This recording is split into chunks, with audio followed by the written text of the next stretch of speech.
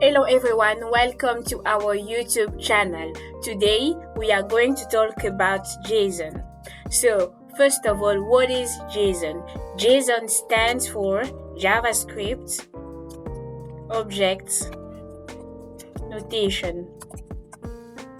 JSon is a way of representing that data in a specific format, which is of course very easy to read and to create.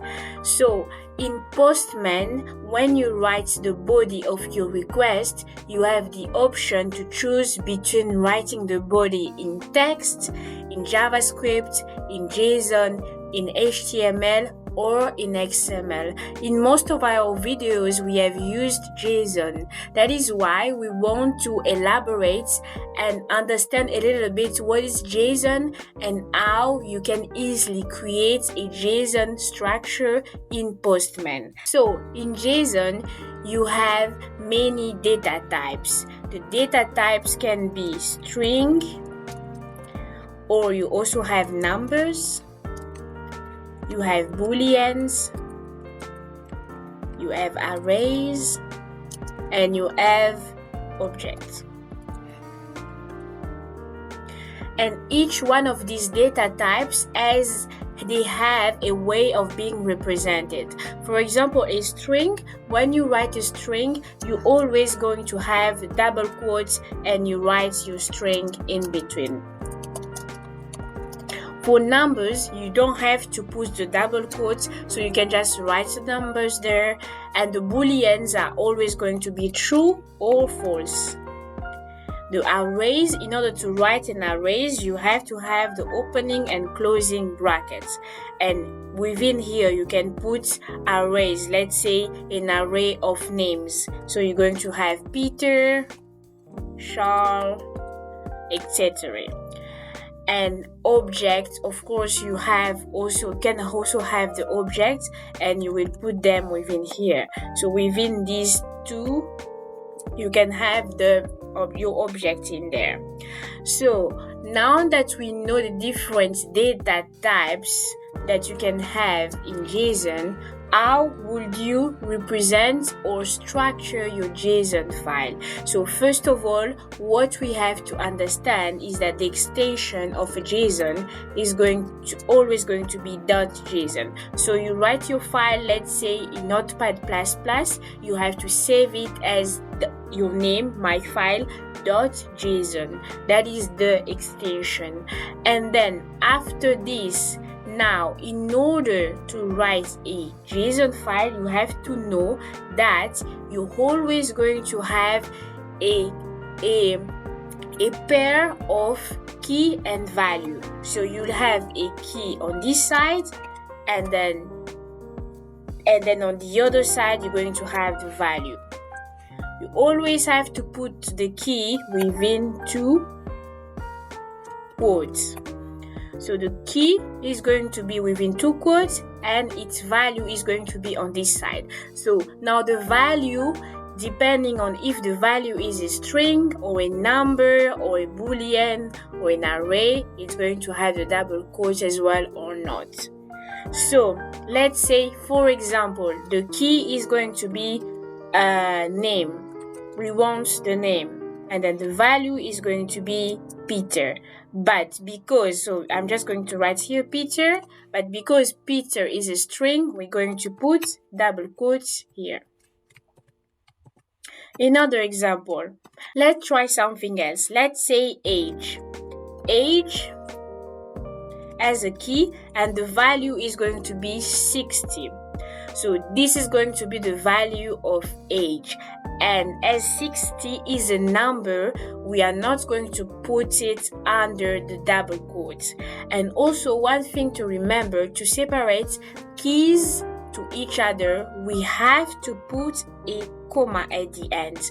So comma after separating the first key value pair, but the last key value pair should not have a comma. So let's say if this one is my last key and value pair, I'm not gonna put a comma here. But if we had another key value pair here, let's say surname,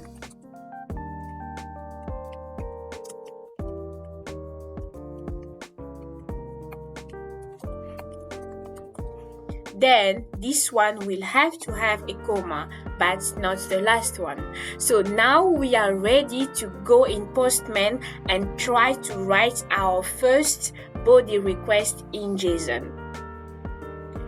Here, so let's take a scenario where there is a company and that company has many employees and each employee has a details such as the name of the employee, the age of the employee, his role in the company, and we are also going to validate if that specific employee is a current employee. So to start the JSon structure, we're going to have the double quotes. So each double quote will represent one employee. And here, of course, we're going to have our key value pair. So the key here is going to be the name. And then the name of our first employee is going to be Peter. We separate it with a comma. Then his age, let's say Peter is 60 years old. And then his role,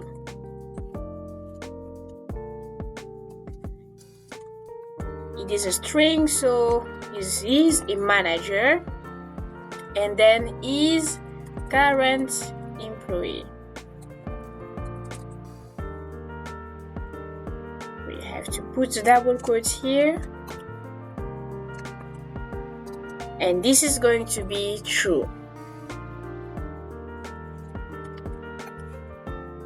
This is going to be true. So these are the details of Peter, which is within our company. Of course, in the company, we might have multiple employees, so we can just add another one. So to start a second employee, we will again have our double quotes.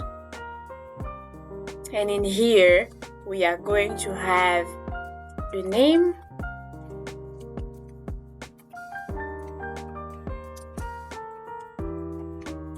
name is Rose. The age of Rose is 50 years old. The role,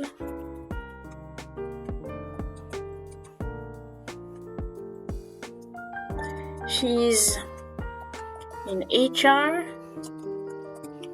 for example, and is current employee.